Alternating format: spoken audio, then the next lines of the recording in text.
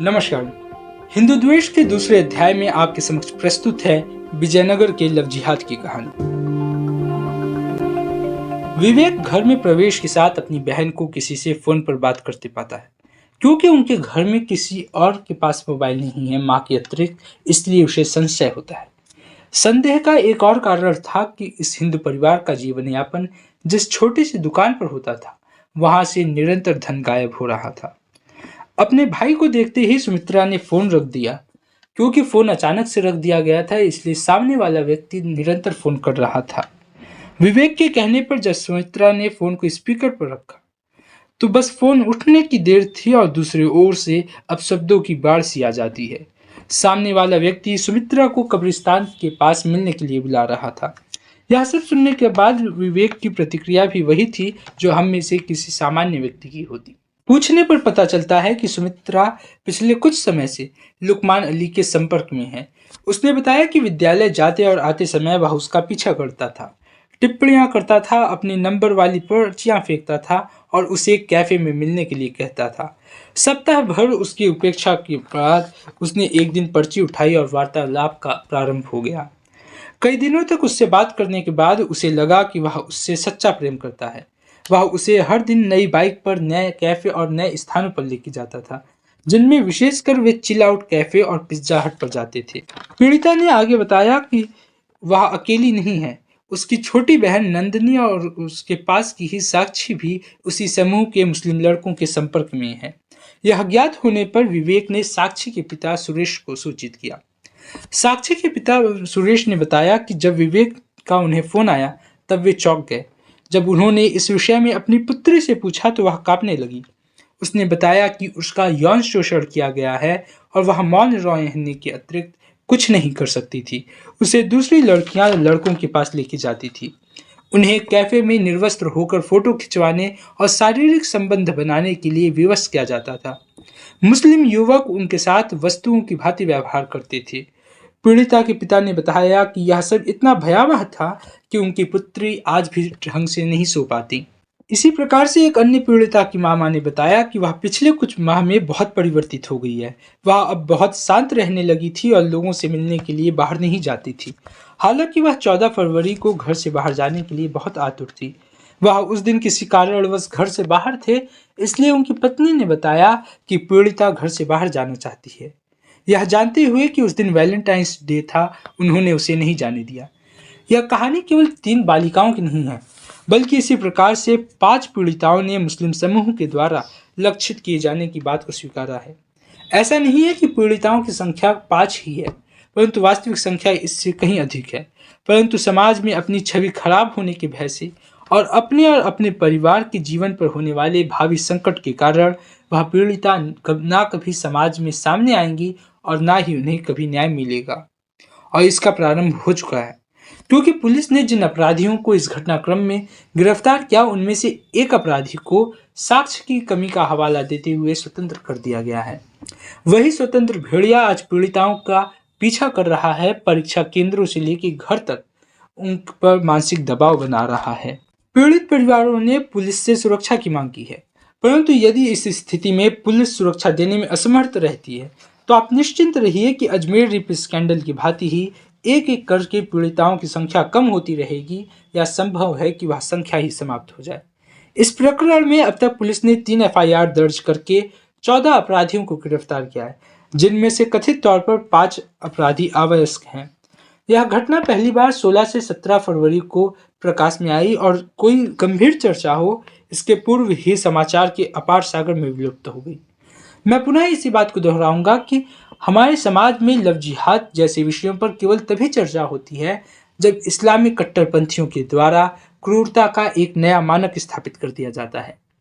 Love जिहाद की इस घटना में 1992 में घटित अजमेर रेप स्कैंडल के पदचिन्हों का ही अनुसरण किया गया है।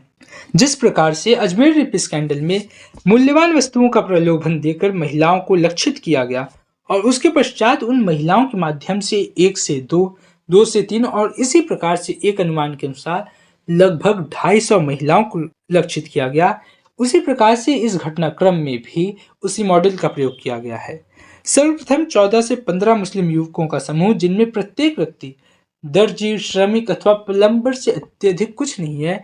उनके पास अचानक से अच्छे कपड़े, महंगी बाइक और गाड़ियां और प्रतिदिन होटल में जाने के लिए पर्याप्त धन आ जाता है। दूसरे चरण में एक ही विद्यालय के 8वीं, 9वीं और 10वीं कक्षा की बालिकाओं को एक हिंदू के रूप में झूठे प्रेम का झांसा देकर और मूल्यवान वस्तुओं का प्रलोभन देकर शारीरिक संबंध बनाया जाता है और फोटो व वीडियो बनाए जाते हैं। और यहाँ से प्रारंभ होता है तीसरे चरण का, जब अपराधी अपनी वास्तविक पहचान को उजागर करता है और पीड़िता को इस्लाम स्वीकार करने के लिए प्रेरित करता है, या यूं कहें कि इस्लाम स्वीकार करने के लिए दबाव बनाता है, वह उचित शब्द होगा। बालिकाओं का इस प्रकार से यौन शोषण किया गया, अन्य बालिकाओं को साथ लाने के लिए उन्हें विवश किया गया और किसी वस्तु की भांति उपयोग के पश्चात एक से दूसरे और दूसरे से तीसरे व्यक्ति के पास भेजा जाता था। पीड़िता बताती है कि अपराधियों का कहा ना मानने पर अपराधी उन्हें मानसिक व शारीरिक रूप से प्रताड़ित करते थे। चाकू का प्रयोग करते हुए उनकी कलाई और हाथों को काट देते थे, जिसे वे अल्लाह के द्वारा दी गई सजा मानते थे।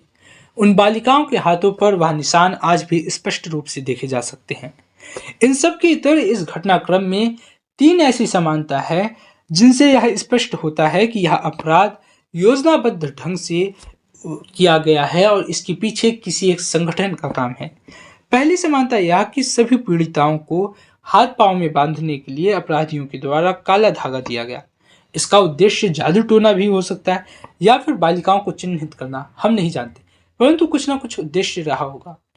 सभी पीड़िताओं के पास से एक जैसा ही एक विशेष प्रकार का चीन निर्मित फोन था, जिसे उसके छोटे आकार के कारण सहजता से छुपाया जा सकता था।